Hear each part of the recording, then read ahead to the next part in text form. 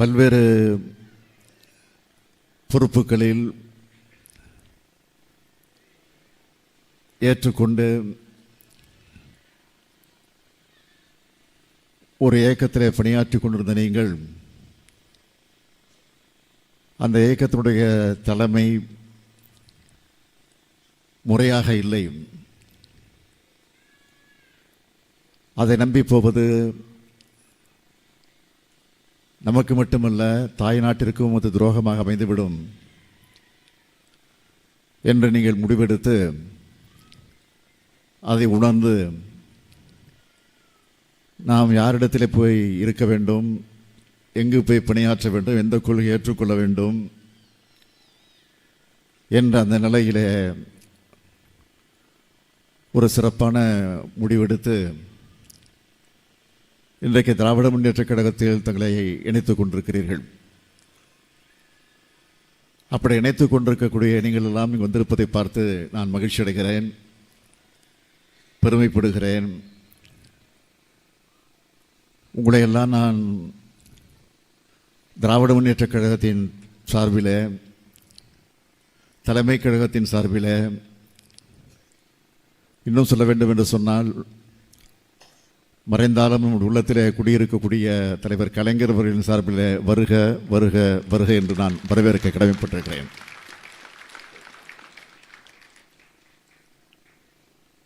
வரவேற்புரையாற்றிய ராஜீவ்காந்தி அவர்கள் அவர் சில ஆண்டுகளுக்கு முன்னால் தன்னை இந்த இயக்கத்தில் ஒப்படைத்துக் கொண்டு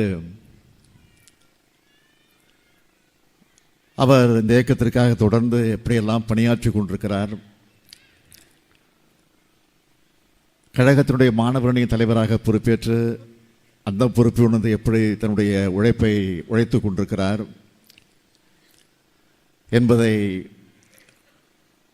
நான் பல நேரங்களில் பார்த்திருக்கிறேன், கேட்டிருக்கிறேன். நம்முடைய மாவட்ட செயலாளர்கள், நம்முடைய கழகத்தோடு சொல்லக்கூடிய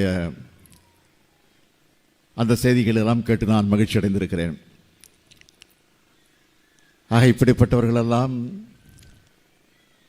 இன்றைக்கு இந்த இயக்கத்தில் கிடைத்திருப்பதை எண்ணி நான் மகிழ்ச்சி அடைந்தது உண்டு. சில நாட்களுக்கு முன்பு ராஜீவ்காந்தி அவர்கள் என்னிடத்தில் இந்த செய்தியை சொன்னார். ஆயிரக்கணக்கான தோழர்கள் இன்றைக்கு நம்முடைய கழகத்தில் வந்து சேர காத்திருக்கிறார்கள், தயாராக இருக்கிறார்கள், அழைத்து வரட்டுமா என்று கேட்டார். இந்த கேள்வி நீங்கள் கேட்க வேண்டிய அவசியம் இல்லை, நீங்கள் அழைத்து வாருங்கள், வரவேற்க நாங்கள் காத்திருக்கிறோம் என்று நான் சொன்னேன்.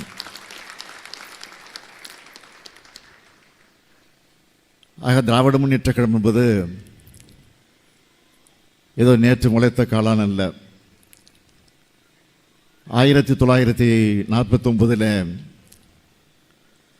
திராவிட முன்னேற்றக் கழகத்தை பேரறிஞர் அண்ணா அவர்கள் உருவாக்கிய நேரத்தில் வடசென்னை பகுதியில் இருக்கக்கூடிய ராபின்சன் பூங்காவிலே துவக்கி வைத்த போது, கொட்டு மழையிலே துவக்கி வைத்த போது அவர் சொன்னார், திராவிட முன்னேற்றக் கழகம் என்பது ஆட்சிக்காக மட்டுமல்ல, ஆட்சிக்கு வர வேண்டும், பதவியிலே போய் அமர வேண்டும் என்பதற்காக மட்டுமல்ல, மக்களுக்கு பணியாற்ற வேண்டும், ஏழை எளியவர்களுக்கு தொண்டாற்ற வேண்டும், பிற்படுத்தப்பட்ட, தாழ்த்தப்பட்ட, ஒடுக்கப்பட்ட, நசுக்கப்பட்டிருக்கக்கூடிய மக்களுக்காக பாடுபட வேண்டும், ஒட்டுமொத்த தமிழினத்திற்காக உழைத்திட வேண்டும் என்ற உணர்வோடு தான் இந்த இயக்கம் துவக்கப்படுகிறது என்று அறிஞர் அண்ணா அவர்கள் உறுதி எடுத்துக்கொண்டு இந்த இயக்கத்தை தொடங்கி வைத்தார்கள். அதற்கு பிறகு படிப்படியாக கழகம் வளர்ந்து 57ஆம் ஆண்டு முதல் தேர்தல் களத்தில் நாம் ஈடுபட்டோம். 49 தொடங்கி 57 தான் தேர்தல் களத்திற்கே வந்தோம். ஆனால் இன்றைக்கு சில கட்சிகளை பார்க்கிறோம், தொடங்கிய உடனே ஆட்சிக்கு வருவோம் என்று சொல்லக்கூடிய நிலை இன்றைக்கு நாட்டில் இருந்து கொண்டிருக்கிறது. நாங்கள் தான் அடுத்த ஆட்சி, நாங்கள் தான் அடுத்த முதல்வர் என்று அநாத நிலையை சுற்றி கொண்டிருக்கிறவர்களெல்லாம் இன்றைக்கு அதை பிதற்றிக் கொண்டிருக்கிறார்கள். நான் யார், எப்படிப்பட்டவர், எந்த கட்சி தலைவர் என்றெல்லாம் சொல்ல விரும்பலை. காரணம், அவர்களுக்கெல்லாம் நான் அடையாளம் காட்டுவதற்கு நான் தயாராக இல்லை. அதுதான் உண்மை. அவர்கள் பெயரை சொல்லி இந்த மேடைக்கு உரிய அங்கீகாரத்தை, இந்த மேடைக்குரிய கௌரவத்தை நான் குறைத்துக் கொள்ள விரும்பல. அதான் உண்மை. அதை எனக்கு புரிந்துக்க. நானாக இருந்தாலும் சரி, தம்பி உதயநிதியாக இருந்தாலும் சரி, அண்ணன் துரைமுருகனாக இருந்தாலும் சரி, என்ன சொன்னோம்? மாற்று கட்சி தான் சொன்னோம். அந்த கட்சியுடைய பேரை கூட சொல்ல எங்கள் வாய் வரல. காரணம், எத்தனையோ கட்சி இருக்குது, எத்தனையோ கட்சி பேரை சொல்கிறோம். ஆனால் இந்த கட்சியின் பேரை சொல்ல நாங்கள் மறுப்பதற்கு என்ன காரணம்? உண்மையிலே ஒரு அரசியல் கட்சியாக இருந்து, மக்களுக்காக பாடுபட கட்சியாக இருந்து, உழைக்கக்கூடிய கட்சியாக இருந்து, உண்மையிலே தமிழனுக்காக பாடுபட கட்சியாக இருந்தால் நான் சொல்லலாம். வேஷம் விட்டு கொண்டிருக்கக்கூடிய ஒரு நாடகத்தை நடத்தி கொண்டிருக்கக்கூடியவர்களுக்கெல்லாம் நான் அடையாளம் காட்டவர்கள் தான் உண்மை. 49 தொடங்கி இந்த இயக்கம் 57 முதல்ல தேர்தல் களத்திலே நாம் ஈடுபட்டோம். அதுவும் தேர்தல் களத்தில் ஈடுபடலாமா வேண்டாமா என்று திருச்சியில் நடைபெற்ற மாநாட்டில் அண்ணா அவர்கள் அந்த மாநாட்டிலே கூடி இந்த மக்களிடத்தில் ஓட்டுப்பெட்டியை வச்சு வாக்குச்சீட்டை கொடுத்து, ஓட்டுப்பெட்டியை வச்சு ஒரு துண்டு சீட்டை கொடுத்து அதில் தேர்தலில் ஈடுபட வேண்டாம் என்று எழுதி போடுங்கள் என்று சொல்லி, அதற்கு பிறகு அந்த பெட்டியில் விழுந்த சீட்டுகள் எல்லாம் எடுத்து எண்ணி பார்த்து தேர்தல் களத்தில் ஈடுபடலாம் என்பதை அதிகமான அளவிற்கு எழுதி போட்ட காரணத்தால் தேர்தலில் ஈடுபட்டோம். அதுதான் உண்மை. 57 ஈடுபட்ட தேர்தலில் 15 இடங்களில் சட்டமன்ற உறுப்பினர்களாக நாம் தேர்ந்தெடுக்கப்பட்டோம். 15 இடங்கள் முதல் 57. அதற்கு பிறகு 62 50 இடங்களுக்கு மேல் வெற்றி பெற்றோம். எதிர்கட்சியார் வரிசையில் போய் உட்கார்ந்தோம். அதைத் தொடர்ந்து 67 ஆட்சி பொறுப்பேற்றோம். அண்ணா தலைமையில் ஆட்சி பொறுப்பேற்றோம். ஆட்சி பொறுப்பேற்ற அண்ணா அவர்கள் தொடர்ந்து நீண்ட ஆண்டு காலம் இடத்திலே வாழ முடியாமல் ஒரு கடுமையான நோய்க்கு ஆளாக்கப்பட்டு அதற்காக அமெரிக்காவுக்கு சென்று அறுவை சிகிச்சைலாம் செய்துவிட்டு கூட வந்தார். ஆனால் நம்மிடத்தில் அவர் தொடர்ந்து வாழ முடியாத நிலைக்கு ஆளாகி நம்ம எல்லாம் விட்டு பிரிந்து விட்டார். அண்ணா மறைவுக்கு பிறகு கலைஞர் அவர்கள் ஆட்சி பொறுப்பேற்றார். கலைஞர் அவர்கள் 5 முறை முதலமைச்சராக தமிழ்நாட்டின் ஆட்சி பொறுப்பிலிருந்து ஆட்சியை நடத்தி காட்டியிருக்கிறார். அதற்கு பின்னால் 6வது முறையாக இந்த ஸ்டாலின், முத்துவேல் கருணாநிதி ஸ்டாலின் உங்களால், தமிழ்நாட்டு மக்களால் அங்கீகரிக்கப்பட்டு இன்றைக்கு நான் முதலமைச்சராக தேர்ந்தெடுக்கப்பட்டு இன்றைக்கு நம்முடைய ஆட்சி திராவிட மாடல் ஆட்சியாக நடந்து கொண்டிருக்கிறது. திராவிட மாடல் ஆட்சி என்றால் என்ன என்று கேட்பதற்கு ஒரே ஒரு பதில், இங்கே கூடியிருக்கிற நீங்கள் தான் இது அடையாளம். இதுதான் திராவிட மாடல். திராவிட மாடல் சொன்னாவே சிலருக்கு ஒரே கோபம் பொத்துக்கிட்டு வருது, வீர ஆவேசம் வருது. ஆவேசம் வரட்டும், கோபம் வரட்டும், இப்படி சொல்ல தான் திராவிட மாடல் நாங்கள் தொடர்ந்து சொல்லிக்கிட்டே இருப்போம்.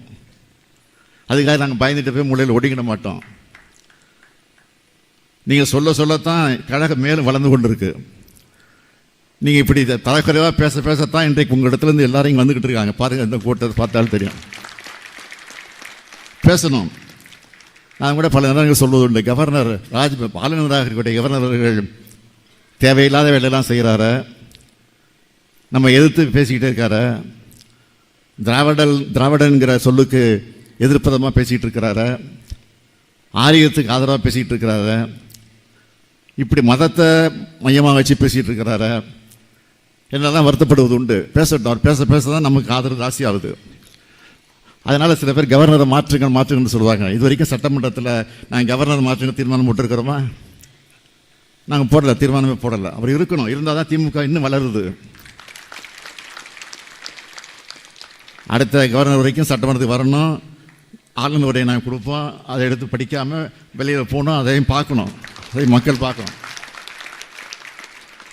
நான் பிரதமரிடத்திலும் அமித்ஷாவிடத்திலும் இங்கிருந்து ஒரு வேண்டுகோள் வைக்கிறேன். தயவுசெய்து கவர்னரை மாற்றாதீங்க, அவரே இருக்கட்டும். இதுதான் உண்மை.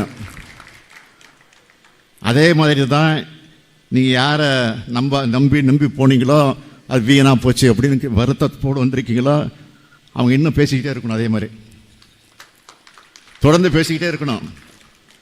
பேசிக்கிட்டே இருந்தால் தான் மக்கள் தெளிவாக புரிஞ்சுப்பாங்க. மக்களுக்கெல்லாம் ஆதரவு கொடுக்க மாட்டாங்க. எதை பற்றி கவலைப்பட வேண்டியதில்லை. ஒரு பழமொழி சொல்லுவாங்க, சூரியனை பார்த்து என்னன்னு உங்களுக்கு தெரியும். அதை பற்றி கவலைப்பட வேண்டிய அவசியமே இல்லை நமக்கு. நாம் நம்ம வேலையை பார்ப்போம். நமக்கு மக்கள் நம்மை நம்பி நம்மிடத்தில் நாம் தந்த வாக்குறுதிகளை உறுதிமொழிகளை நம்பி நம்மிடத்தில் ஆட்சி ஒப்படைச்சிருக்கிறாங்க. ஆக அந்த உறுதிமொழிகளெல்லாம் படிப்படியாக நிறைவேற்றி கொண்டிருக்கிறோம். நான் தொடர்ந்து வாரத்திற்கு 2 நாட்கள் ஒவ்வொரு மாவட்டமாக சென்று கொண்டிருக்கிறேன். அப்படி செல்லுகிற போது அரசு நிகழ்ச்சி மட்டுமல்ல, கட்சி நிகழ்ச்சியிலும் கலந்து கொள்கிறேன்.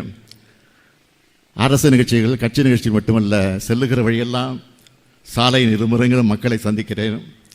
பெண்கள், ஆண்கள், இளைஞர்கள், முதியவர்கள் வரிசையாக நின்று கொண்டு இரு பக்கமும் நின்று கொண்டு என்னை வரவேற்க அந்த காட்சியை பார்க்கிற போது மீண்டும் சொல்கிறேன், 7வது முறையாக நிச்சயமாக திராவிட முன்னேற்றக் கழகம் தான் ஆட்சிக்கு வரும் என்ற அந்த உறுதி இந்த நேரத்தில் எடுத்து சொல்கிறேன். காரணம் என்ன? இன்னைக்கு எத்தனை சாதனைகளை நாம் எண்ணி பார்க்குறோம், திட்டங்களை பார்க்குறோமே. ஒவ்வொரு வீட்லேயும் நம்முடைய ஆட்சியின் பலனை இன்றைக்கி அனுபவிச்சுட்டு இருக்காங்க. தமிழ்நாட்டில் இருக்கக்கூடிய எல்லா வீட்லேயும் ஒவ்வொரு வீட்லேயும் இன்றைக்கி ஏதாவது ஒரு திட்டத்தின் மூலமாக அந்த வீட்டில் பல பலன் கிடச்சிட்டு இருக்கு. உதாரணத்துக்கு சொல்லணும்னா, பேருந்தில் அவங்க பயணம் செய்வதற்கு இலவசமாக போகலாம். அது ஒரு அருமையான திட்டமாக இன்றைக்கு நடந்து கொண்டிருக்கிறது. தேர்தல் அறிவிச்ச திட்டம். அதே மாதிரி உரிமை தொகை, கலைஞர் உரிமை தொகை 1000 ரூபாய் வழங்கி கொண்டிருக்கிறோம். அதுவும் தேர்தல் அறிவிச்ச திட்டம். அந்த திட்டத்தில் கூட இன்னும் கொஞ்சம் அங்கங்கே மிச்சம் குறை இருக்குது, நான் இல்லைன்னு மறுக்கலை. அந்த குறை இன்னும் 2-3 மாதத்தில் தீர்த்து வைக்கப்படும் என்று நம்முடைய துணை முதல்வர்கள் சட்டமன்றத்தில் உறுதி கொடுத்திருக்கிறார்கள். அது உண்மைதான். அதைத் தொடர்ந்து ஆரம்ப பள்ளிக்கூடங்கள் படித்துக் கொண்டிருக்கக்கூடிய மாணவிகள் கல்லூரிக்கு செல்லுகிற போது அவர்களுக்கு வசதி இல்லாத காரணத்தினால் அவர்கள் படிப்புக்கு செல்ல முடியாத சூழ்நிலை வருகிறது என்பதை அறிந்து புரிந்து அவர்கள் அத்தனை பேரும் கல்லூரிக்கு வர வேண்டும் என்ற உணர்வோடு மாதம் 1000 ரூபாய் புதுமை பெண்ணர் திட்டத்தின் அடிப்படையில் வழங்கப்பட்டு கொண்டிருக்கிறது. மாணவிகளுக்கு மட்டுமா, மாணவர்களுக்கு கிடையாதா என்ற ஒரு கேள்வி வந்தது. உடனே மாணவர்களுக்கு உண்டு, தமிழ் புதல்வன் என்ற திட்டத்திலே மாணவர்களுக்கு 1000 ரூபாய் வழங்கப்பட்டு கொண்டிருக்கிறது. அதேபோல் காலை உணவு திட்டம். அந்த திட்டம் என்பது மதிய உணவு திட்டமாக நீதி கட்சியினுடைய தலைவர்கள் ஒருவராக இருந்த தியாகராய அவர்கள் அந்த திட்டத்தை தொடங்கி வச்சிருந்தாலும், பெருந்தலைவர் காமராஜர் அவர்கள் அந்த திட்டத்தை செழுமைப்படுத்தி கொஞ்சம் விரிவுபடுத்தி இருந்தாலும், மறைந்த எம்ஜிஆர் அவர்கள் முதலமைச்சராக வந்தபோது சத்துணவு திட்டமாக அதை மாற்றினாலும், அது உண்மையான சத்துணவாக இருக்க வேண்டும் என்று தலைவர் கலைஞர் அவர்கள் சத்துணவு முட்டையோடு கலந்த சத்துணவை தந்தார்கள். இப்போ மதிய உணவு திட்டம் மட்டுமல்ல, மதியம் வழங்கப்படக்கூடிய திட்டம் மட்டுமல்ல, காலையிலையும் ஒரு திட்டத்தை ஏற்படுத்தி காலை உணவு திட்டம் என்ற திட்டம் வழங்கப்பட்டு கொண்டிருக்கிறது. அந்த திட்டத்தை பார்த்து இன்றைக்கு பல மாநிலங்கள் மட்டுமல்ல, வெளிநாட்டில் இருக்கக்கூடியவர்கள் அந்த திட்டத்தை பார்த்து நாங்கள் நிறைவேற்றப் போகிறோம் என்று கனடா நாட்டிலே இன்றைக்கு அது நிறைவேற்றப்பட்டு கொண்டிருக்கிறது. ஆக இப்படி பல்வேறு திட்டங்களை நாம் நிறைவேற்றி கொண்டிருக்கிறோம். எதற்காக இதெல்லாம் உங்களுக்கு சொல்கிறேன்னா, இதெல்லாம் நீங்கள் மக்களிடத்தில் இந்த தேர்தல் 1.5 வருஷம் தான் இருக்குது. 1.5 வருஷத்தில் தேர்தலை சந்திக்க போகிறோம். யாராவது ஏதோ பேசிக்கிட்டு இருக்கலாம், அதை பற்றி நம்ம கவலைப்பட வேண்டிய அவசியமே இல்லை. நம்ம சாதனைகளை மக்கள் புரிந்து கொண்டிருக்கிறார்கள். அதை நினைவுபடுத்தினாலே போதும். 200 இல்லை, 234 தொகுதியில் நாம் தான் வெற்றி பெறுவோம் என்ற ஒரு சூழ்நிலை அமையும். அதற்கு நீங்கள் எல்லாம் துணை நிற்க வேண்டும். அந்த பணியை நிறைவேற்றி தருகிற நம்பிக்கை எனக்கு நிரம்ப இருக்கிறது. உங்களை எல்லாம் பார்க்கிற போது உள்ளபடியே நான் மகிழ்ச்சி அடைகிறேன். அது அண்ணா அறிவாலயத்திற்கே வந்திருக்கிறீங்க, கலைஞர் அரங்கிலே வந்து குழுமி இருக்கிறீங்க. இந்த கலைஞர் அரங்கத்தில் திறந்திருக்கக்கூடிய உங்களுக்கு என்னுடைய வாழ்த்துக்களையும் பாராட்டுக்களையும் தெரிவித்து வருக வருக வருக வருக என்று தெரிவித்து விடைபெறுகிறேன். நன்றி, வணக்கம்.